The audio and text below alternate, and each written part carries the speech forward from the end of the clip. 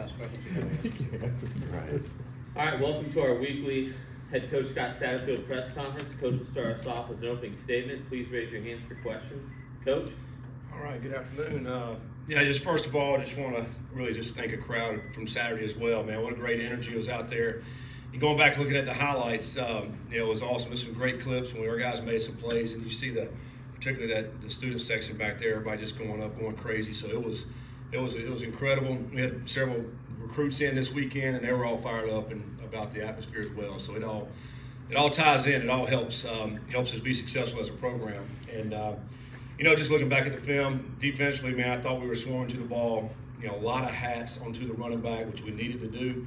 And we played physical. I think, in our offensive line played physical, our defense played physical, and I thought that was obviously a big factor in getting that win. I was really proud of our guys and how they finished it out. And, really solid win. A team that came in, it was 5-1. And, the stakes just keep getting bigger. You win a game, the next week it gets bigger and bigger and bigger. Now here we are, going into game 8, going and playing a Colorado team that's the same record as us and a lot riding on the line. I mean, we're both, sitting right there at the top of the conference with a lot at stake. This is a team that's had made great improvement from last year. I look at the team, and the offense gets a lot of accolades and talked about a lot as they should.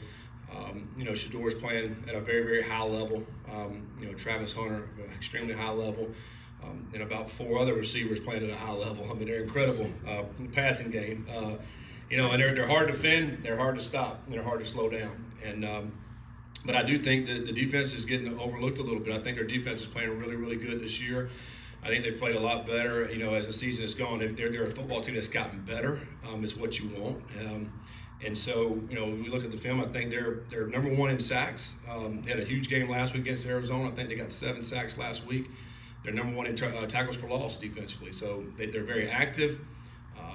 They play hard, which is a sign of a well-coached team. And they have some really good athletes. And, they've got it rolling there. And so, obviously, a tremendous challenge for us as we're going into their environment. This game was sold out this summer. I think it's Parents Weekend. It's a hot ticket. And, I think this is what we all signed up for, to go to the Big 12, to be able to play for games like this and championship level games that it's going to be on, national TV, although on the East Coast late, but on national TV and, everybody will be watching. So, I think it's going to be everything we all thought it was going to be being in the Big 12. This is it. And so we're excited about this opportunity. Questions? Coach, against Houston and Texas Tech, you completed, I think, 11 balls that were 15 air yards on the pass, and then 0 for 10 combined the past 2 weeks. Is that a matter of defenses seeing those numbers and really focusing on taking that away? Are you missing some of those, and what do you have to do to get that spark back to your offense? Yeah, I mean, we've missed a few. I do think, defensively they've done a good job with some of those type throws and balls down the field. I think we've also really more emphasized the other intermediate throws, completions. I think, the last 2 games, there at some point in those games, we've been, close to 95% at some point stretch in there. So really for us, we're really trying to get completions, and I think get completions and then let our guys see what they can do with it. And I think that's probably been the main emphasis the last couple of weeks, although you would love to be able to hit some balls down the field and get some big chunk plays. And we need to do that. We need to get better with that. But I do think, defenses have done a good job. I mean, we took a couple of shots this past week and, just couldn't connect to an interception and, a couple of good plays by our DBs. And so, we'll keep at it. We'll keep seeing if we can find some ways to push the ball down the field. But I think as long as we're being efficient and getting the first downs, that's going to be the key. And then, hopefully we're able to break a tackle here or there. And once we get the ball down there and get some big plays off of that. Colorado is a totally different beast from the last couple of weeks. The last 2 teams have been very running back heavy. These guys are going to put 4, maybe 5 receivers out there. How do you plan to try to slow them down? Yeah. I mean, we got to continue to do the things we've been doing the last few weeks. It's just going to be a different way, right? I mean, we knew the last 3 weeks. I mean, there was 3 outstanding running backs, 3 of the best in the country. And now, you're playing a team that's going to spread you out and try to get some space out there for those wide receivers. So we got to do a great job of recognizing, formations and what they're trying to do within those formations, staying on top. They'll hit some plays for sure. They do on everybody, but now we got to get them down. I think that's the big thing, is trying to limit some of those big plays where those guys are catching the ball and running off with it. They have some great speed at a wide receiver. There's not just one guy you have to worry about. I mean, there's a bunch of them out there across the board, and somebody's going to get singled up. And so, we got to do a great job of doing that. You have to mix it up on Shedeur. I think if you just allow him to sit in that pocket, he's going to kill you.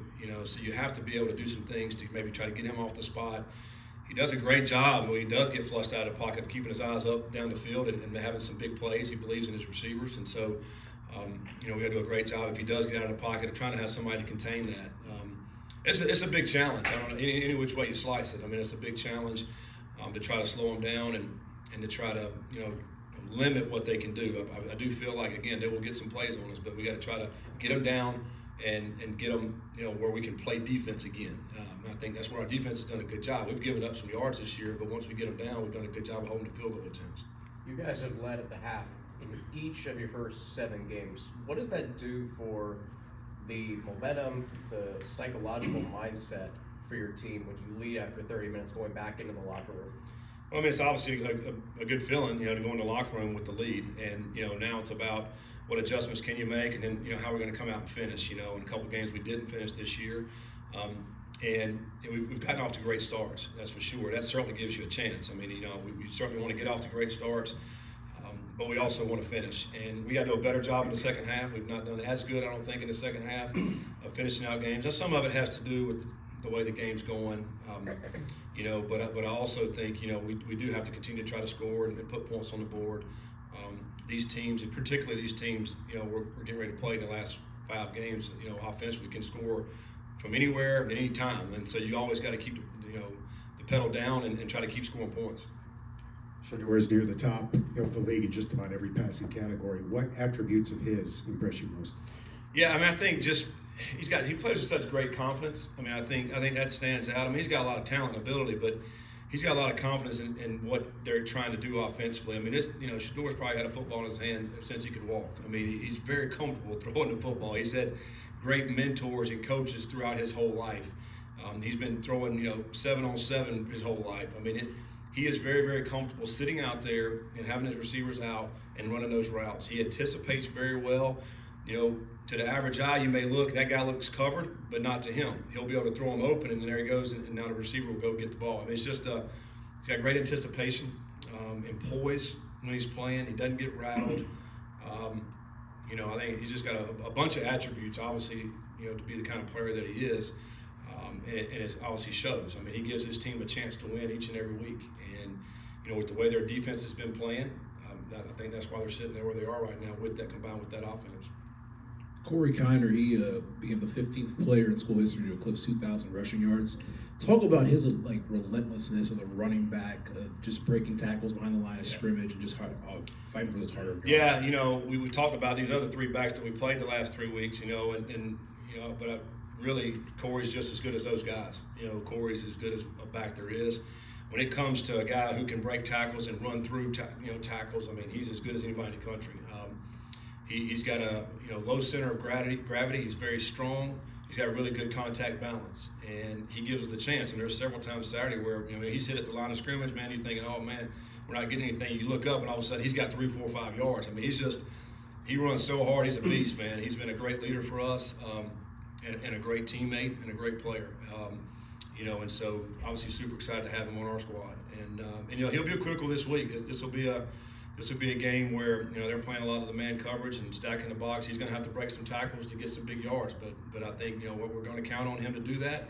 Really proud of him last week. I mean, he had over 100 yards rushing, and their back at Arizona State came in with a lot of accolades. But Corey being able to outrush him, I mean, it speaks a lot about Corey and our offensive line.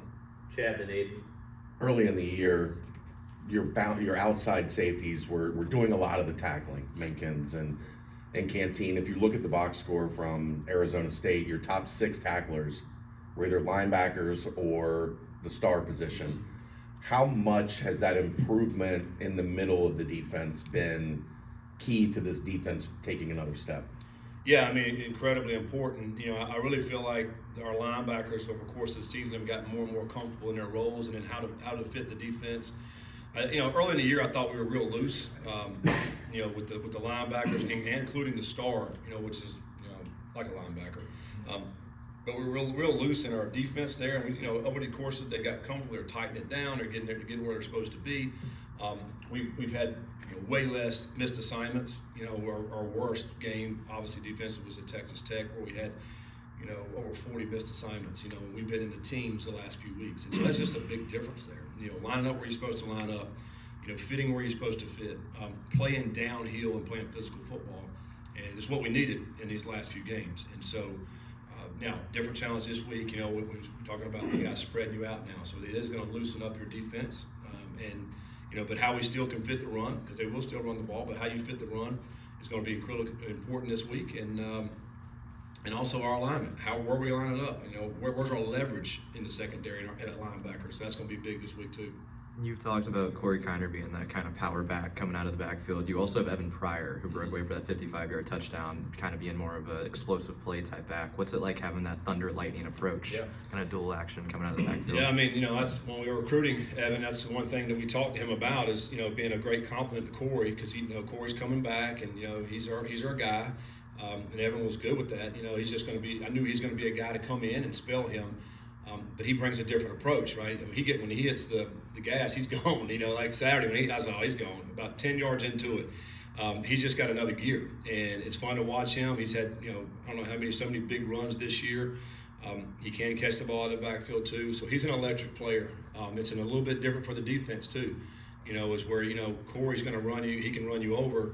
Evan's going to run around you and then take it the distance. So it's been great to have him. I think Manny's done a great job as well for us to come in. He brings a little bit of juice as well, so it's a little bit different style, and he can catch the ball. So I think we had a really good complement of running backs this year, and to be able to run and catch, and so it's really helped our offense out. Mo, JT, Alex. We talk often about your offensive line as a whole, and we talk often about how good Luke is. I think very quietly John Williams is having an excellent season. I think the PFF grade is close to 90. How essential has he been specifically in just Brandon's development and passing? Yeah, I'm really proud of John. You're right. He gets often overlooked, and to play the left tackle spot is normally a spot where everybody looks at. And he's done a really nice job this year. I thought he had a great offseason. He really improved himself from the year before, and really, he's a smart guy, and he came in this year, really worked on what he needed to work on, played in a lot more confidence this year, and he's been very, very solid. But really and truly, all those guys up front, we talked about it's going to be a strength of our team coming in this year with the leadership that we have from those guys up front.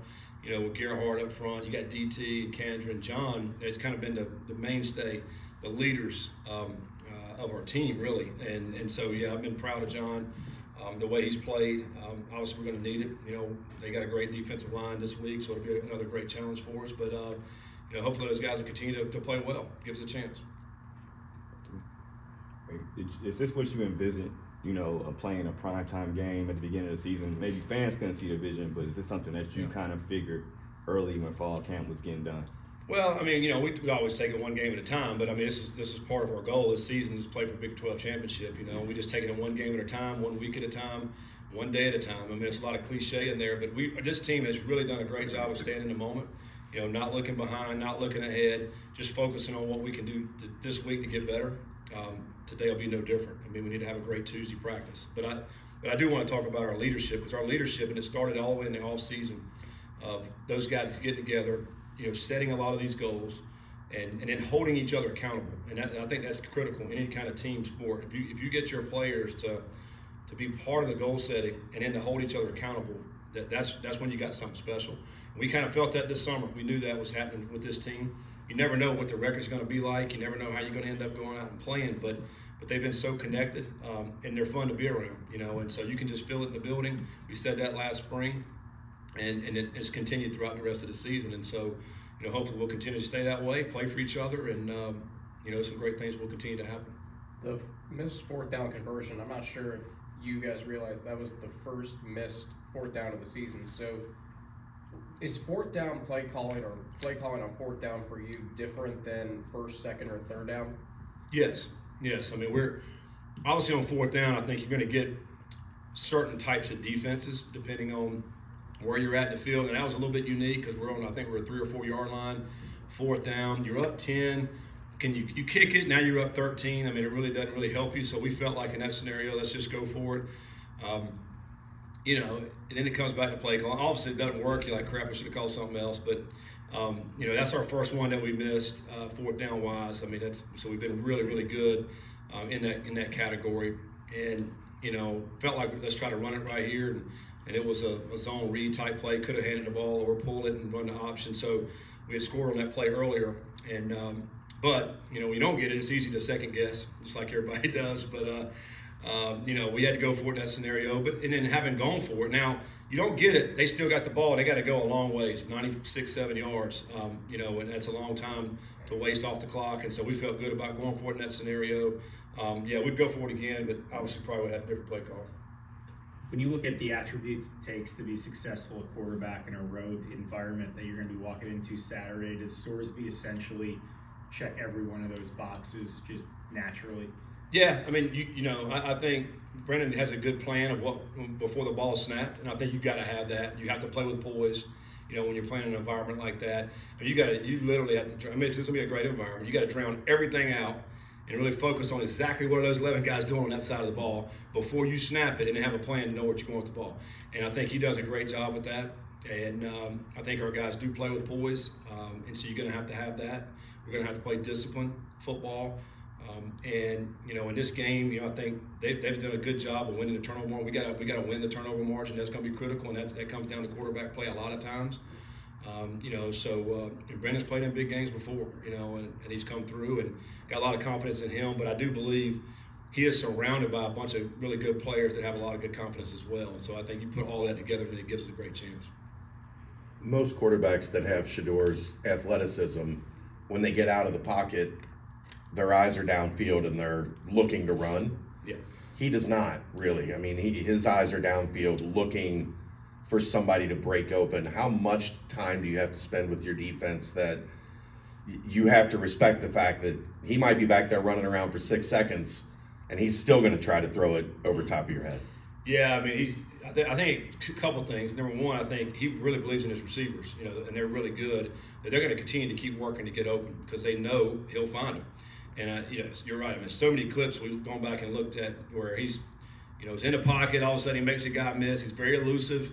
He gets outside. All he's doing is buying time. He's buying time for those guys to either go deep or come up on a cross. And then he's got the athleticism and accuracy to be able to put it on them. And so we got to stay in coverage.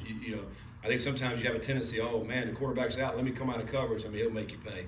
So you better stay in coverage right there, and see what's going to happen. But you're right, he's looking to look up the field to try to make the big plays, and he's had a bunch of them outside the pocket. Do you find that it is human nature for you to think that you particularly are coaching against Deion Sanders, but have you had conversations with your team like, these are two teams with identical records overall and Big 12 play to move past the stardom that is on Colorado? Do you find it's human nature for you to think about that, and have you talked with your team about, just realizing this could be a very evenly matched game? Mm-hmm. No, we certainly talked about where we're sitting in the standings, where we're at right now, game number 8, playing for a Big 12 championship, two teams with the same record. There's a lot on the line. Yeah, and that's what we talk about. All the other stuff is what everybody else talks about. For us, it's about our preparation of giving a great plan, going against their offense, their defense, their kicking game, and then going out and working on that plan this week and having great confidence in that plan when we go into the game. All the other stuff is for fans, for media, for all the other. For us, it's about the ball. Put the ball down. It doesn't matter to us and our team. You can put the ball down anywhere, and our guys will be ready to go play. And it's all about the preparation. We're not worried or thinking about all the other stuff when it comes to this. It's all about football. Just a quick follow-up. I asked Dante about this last week. Does the thin air and mile-high altitude, does that change the way you prepare? Does that impact preparation at all? I think our strength staff, our training staff do a great job throughout the week, no matter where we're playing, of getting our guys ready to play. We push hydration, we push sleep, we push getting extra work in the training room, the weight room. All those things is what we're focusing on, no matter where we're playing or who we're playing. And so that's what we'll focus on again this week. I'm not worried about any of that. our guys. We've been out. We went out to BYU last year. You know, we've played some situations like that. I mean, you know, we've talked to some people about it. We're not going to be focused on that. We're focused on our preparation and how we handle it from week to week. Any other questions for Coach? Thank you, sir. Thanks, guys. Thanks, Coach.